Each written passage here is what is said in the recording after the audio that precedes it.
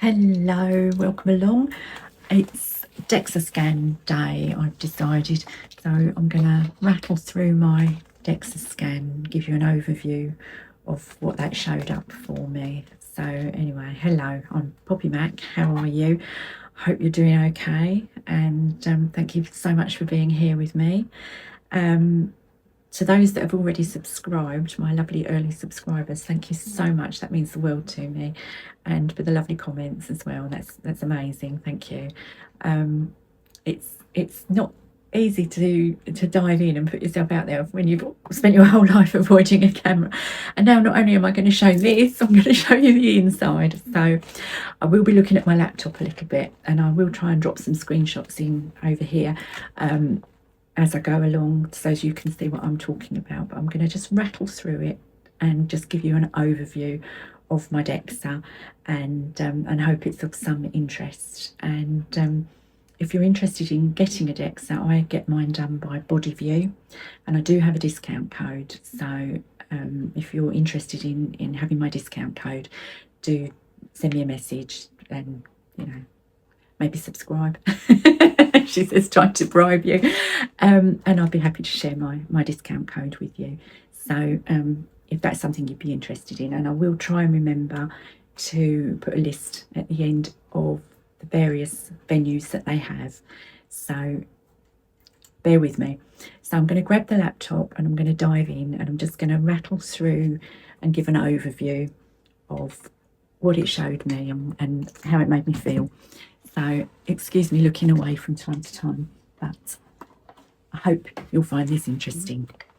So I'm just going to log in, and here we go. So the first thing I got on the last one was a comparison of the two, and you get this 2D graphic of your 3D body. So it's quite alarming because all the fat is kind of bolted onto the sides and there's literally nowhere to hide. It's just bright yellow fat. So, and your bones show up nice and blue, and your lean mass is kind of red. So yeah, it's quite in your face, and yeah, definitely nowhere to hide. So, and I could see a difference between the first and the second one. So when I went in December, I weighed 165 pounds, and when I went back in May, I was 151 pounds. So my BMI had gone from 29.1 to 26.7. I was classified as overweight in both, but obviously it's coming down. I wasn't quite so high up the overweight scale. My lean mass had gone from 97 pounds 11 ounces to 98 pounds and 13 ounces. So that had gone up a little bit, which is fabulous. My lean mass index, I don't really understand, but it was going in the right direction. It had increased slightly. My appendicular lean mass index had stayed the same. That's in your abdomen. My visceral fat had gone from 136 centimetres squared in December down to 82.5 centimetres squared, which took me down into average, from above average down into average, which was fabulous. My bones showed up as being good in the first one. They were 1.7. Anything over 1 is good. Under 1, you start to head towards being at risk of osteoporosis or actual osteoporosis. So the further below 1 you get, the worse. So they were 1.7 on my T-score and my Z-score back in December, and they were 2.1 and 2 in May. Now your T-score compares you to your cohort, so other people of your age and sex, how their bones compare to yours, and sort of maps you onto that. And your Z-score compares you to the average 25-year-old of your sex, because that's when your bones are at their super wonderful best. So and again, 1 is, anything above 1 is good. So that was good to see that I had good bones and everything was kind of moving in the right direction. And then I've got a lean mass comparison and a fat mass comparison from December to May, and again everything was going in the right direction. I'd gained 1 pound 2 ounces of lean mass, lost some fat, and yeah, so that was all jolly interesting to me at least.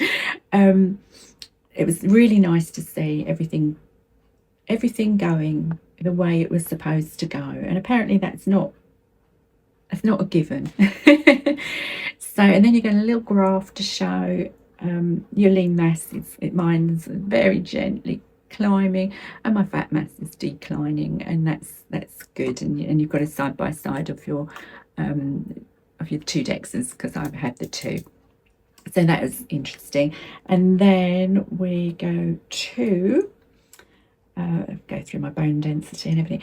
And what I really wanted to share, because it just blew my mind, was right at the very end, you get a longevity health index score. And when I went in December, it was 50. It was pointing straight up. It was moderate. And then they break it down for you, and they show you that, you know, you've got your what it's made up from. It's weighted scores based on your visceral fat, your appendicular lean mass index, your fat mass index, your muscle symmetry, and something else I can't remember off the top of my head. But it was 50 in December with the arrow pointing straight up.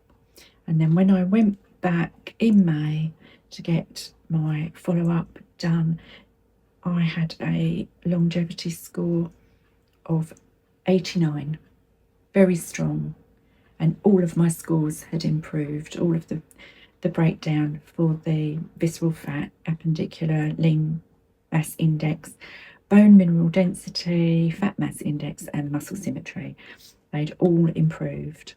And there's some improvements still to be made on my fat mass index, my muscle symmetry, and my visceral fat. That can still be improved, so maybe that score can improve still. But that really made me quite motivated. I was feeling a little bit kind of, you know, oh, it's so slow, which it is when you get to this stage and you're sort of looking at the end goal, and it's just coming up so slowly, and you wonder, are you making any progress? And then you see that yes, you are, because what you're losing is fat. That's what you want to lose, and you're managing to keep and build muscle, and you're maintaining your bones, and you're improving all of those matrices to come together to give you a better score overall for your overall health and outlook. And that really did motivate me. So I'm going back in October to have another one, and I'm hopeful, if I keep putting the work in, that I will improve on that score. But yeah, in 5 months, from December to May, a score increase of 39 on the longevity health index made me a very happy girl. So that's my really quick rattle through of my Dexa scan. If you'd like more information about it, do let me know. And as I say, I do have a discount code that I'm more than willing to share. So, but yeah, the visceral fat, which I'm sure we all know is the fat that clags around your organs and is the one that can cause real problems and long-term health issues, that had come down from 136 centimetres squared to 82.5 centimetres squared. And at the first one I was told under 100 is what you're aiming for. So I got to that first goal, so I was really, really pleased. So, excuse me, I've got an itchy nose. So yes, I wanted to just do a quick whistle-stop tour of that, and hope that, you know, you can take from it that even if the scales are not moving desperately quickly, things are happening. And what I'm working on now is, yes, I want to lose that last bit of weight, but I want to make sure that what I'm losing is fat, and I'm maintaining my muscles, I'm maintaining my bones, I'm building my health, I'm becoming stronger and fitter. So yeah, as I say, going back in October, and we shall see. So on to other things. I did weigh myself on Sunday, as I always do, and I had lost £0.5. So that's fine. I'm quite happy with my £0.5 here, £0.5 there at the moment. So that was 144.5, and I'm aiming for 120-ish. So yeah, that was good. I was pleased. I wasn't expecting a loss. I just was thinking maybe I'd maintain because I had let things slide previously. But yes, I'm back to my calorie counting. I'm being fairly good. I've always had treats along the way. It's a long journey, and I'm not planning on a life where there are no treats. I'm planning on building a sustainable dietary plan for myself that I can maintain throughout my life. And if that means going out for a slice of cake and a latte with my mother or a friend, that's what I'm going to do. And that's what I've been doing. And it seems to be okay. So yeah, that was the Dexa. That was my weight. I don't measure up every week. I measure up once a month on the third weekend of the month.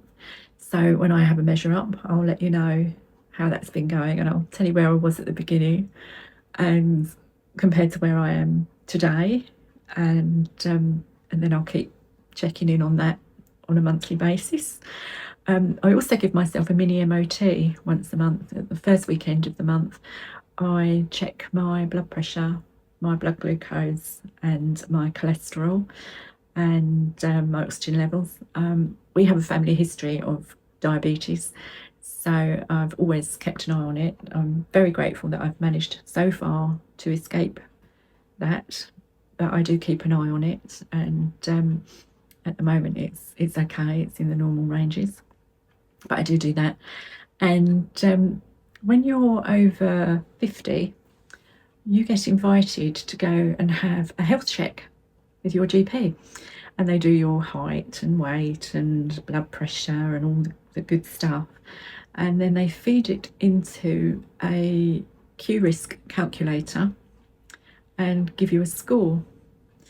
So I had mine a while back, and I found the website that chops out your Q-risk score.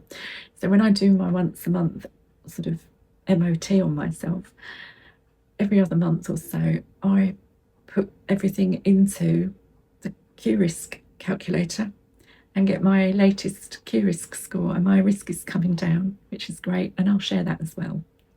If you're interested, just pop me a comment and let me know if that would be something you would like to know, and I'll happily share the website. And there's a couple. One gives you your score right now, and one gives you your sort of predicted score up to the age of 99.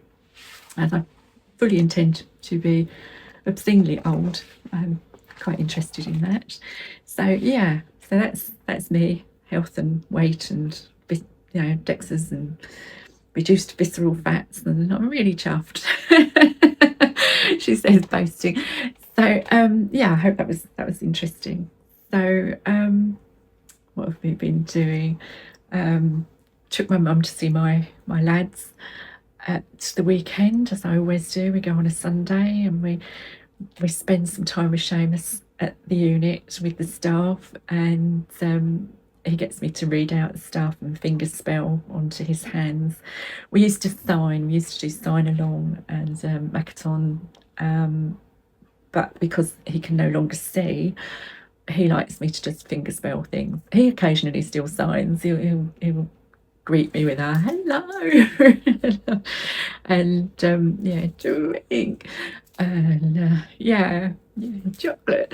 So yeah, sometimes he'll still sign, and sometimes he'll write me notes and things, which is wonderful, but he likes me to spell things onto his hands, and we kind of tweaked the sign along alphabet, which is based on the BSL alphabet, so that it was easier for him without sight and not to have to move his hand around too much. So I do that on his hand, and we spend a little over an hour with me reading out all the things he wants me to, and playing in bits off my phone and finger spelling things for him, and it's lovely.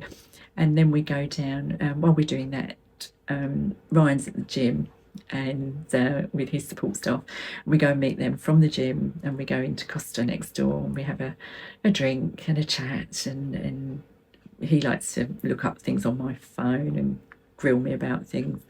And then he walks us back to the car before he walks back to the unit as part of his exercise. He's on a keep fit kick, aren't we all?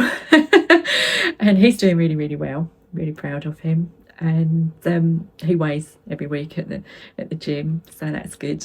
And he's trying to lose a little bit. He's like his mummy. He gains weight very easily and loses it less easily. But yeah, so that was lovely. That was Sunday.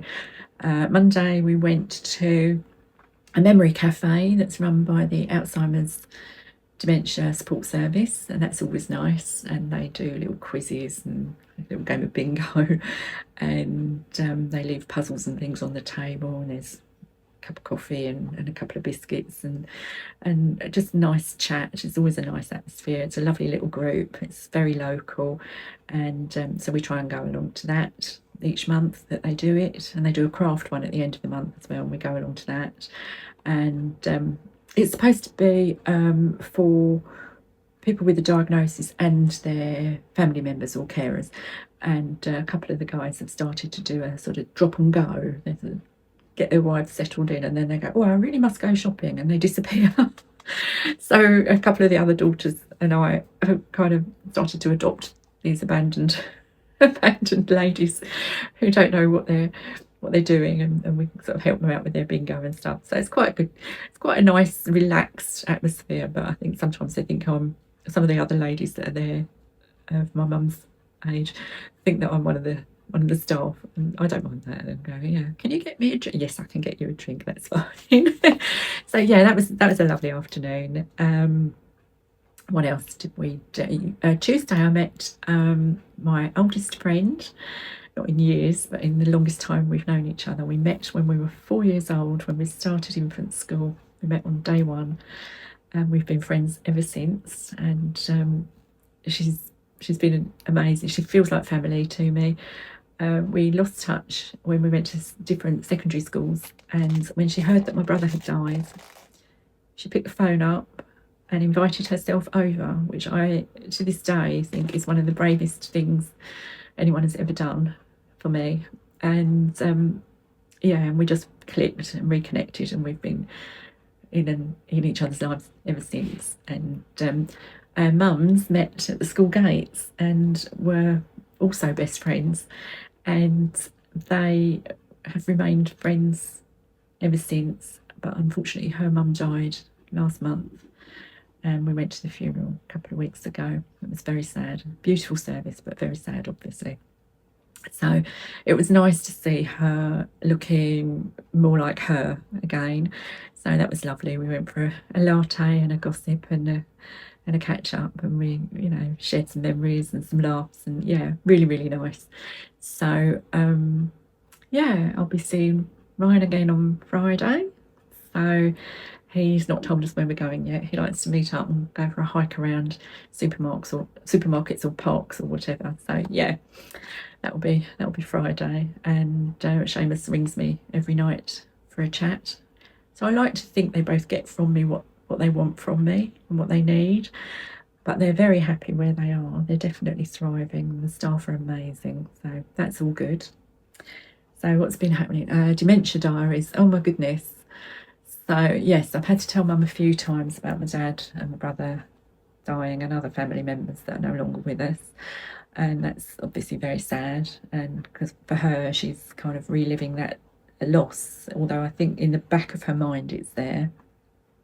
So, but she said the other day she'd been to her MCST group where they sit around the table and they have group discussions, and they do group activities and puzzles and various things to keep the brain firing. It's really well thought out, and it's a really lovely group.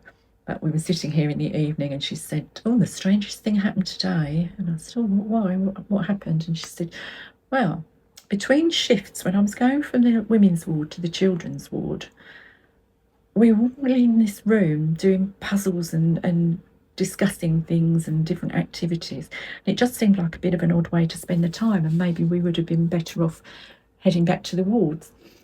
And I said, today? And she said, yeah, and I said, you weren't at hospital today, Mum. And she said, well, I was making beds and giving out medication, so what do you think I was doing? And I was like, oh, okay. And I thought, leave it, Poppy. Doesn't matter. So yeah, that was a bit strange. And then my mum was a nurse long before I was born. She stopped when my older brother was born in 1963. So she did do practice nursing, but not ward nursing, when I was in my late teens, early 20s. But she hasn't been nursing for a very long time. She's been retired for a long, long time. She's 88 now. So that was a surprise. And the other day she said, is everybody where they're supposed to be? And I said, yes, Mum, everybody's where they're supposed to be. We're here, and the boys are at their home with their staff, and they're happy and settled, and the cat's out. So, because she's often wondering whether the cat's in or out. So, no, the cat's out. And so, yes, everybody's where they're supposed to be. And she said, well, where's Poppy? I said, I'm Poppy. Yes, of course. Well, what did I mean? I have a sinking feeling that is what she meant. She was wondering where I was and wasn't quite recognising me as me. I think sometimes she's got me in her head a lot younger, which is fair, because sometimes I've got me in my head as a lot younger, and I frequently lie about my age. I was 28 for so long. and I think I was 28 until I was about 35, and then and I'm still sort of joking about it with my friends, going, oh, you know, in my head I'm still 28.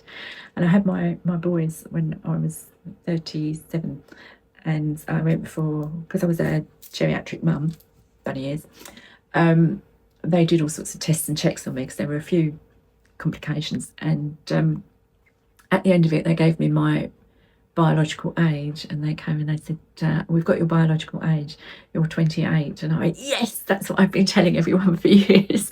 So I'm obviously not claiming to be 28 now, but yeah, I think my mum has me fixed in her mind an earlier time, and I'm absolutely fine with that. That's, yeah, let's just go with that.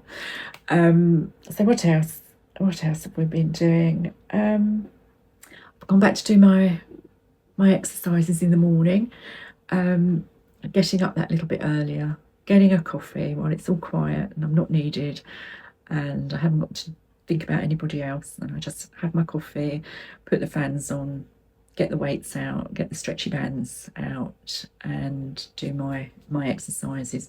So I start with some squats and crunches after I've done a bit of a walkabout, a bit of a warm-up, and leg raises. Then I do some work with hand weights, and then I've got stretchy bands that I use for leg exercises, and I've got some ankle weights that I use for doing leg exercises. And yeah, it's been quite a nice way to start the day. I'm glad I've got back to it, and I'm quite enjoying it. I've done it most days this week, and I'm trying to get to it every day, but sometimes we have early appointments and things and it just doesn't quite work out. But most days is better than no days, which is where I had slipped to. So yeah, so I'm back to my exercises in the morning and taking that hour before anybody needs me to just reset and think about my mental health, because I do have ongoing mental health issues that I have to be aware of and just make sure that I stay on top of. I have PTSD, and it can get triggered quite easily, and I may do a separate video where I talk about the things that went on that got me to this point, and why I had gained all the weight and lost all my confidence, and put myself in didn't put myself in a position that I needed to work on it, but how I got to the point where I needed to really get a grip of that and work on it. And I may do a separate video for that, and I may share some of the shots of my injuries and things, so it won't be everybody's cup of tea, and I will flag if I have included those. I will let everybody know beforehand, and I will say when they're going to be on screen.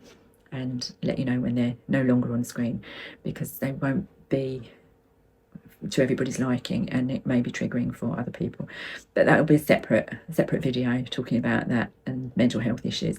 So if that would be of interest, do let me know, drop me a comment. Don't forget I have a code for Dexas if you're interested. They have several venues in the country, so I will put a list of those up at the end if I can. If not, I'll put it in the description below. Actually, that might be easier, and then I'll know that I've done that. And yeah, so do drop me a comment, do drop me a like, please subscribe, let me know if any of this has been of interest, and yeah, take good care, and I'll be back soon. Bye bye.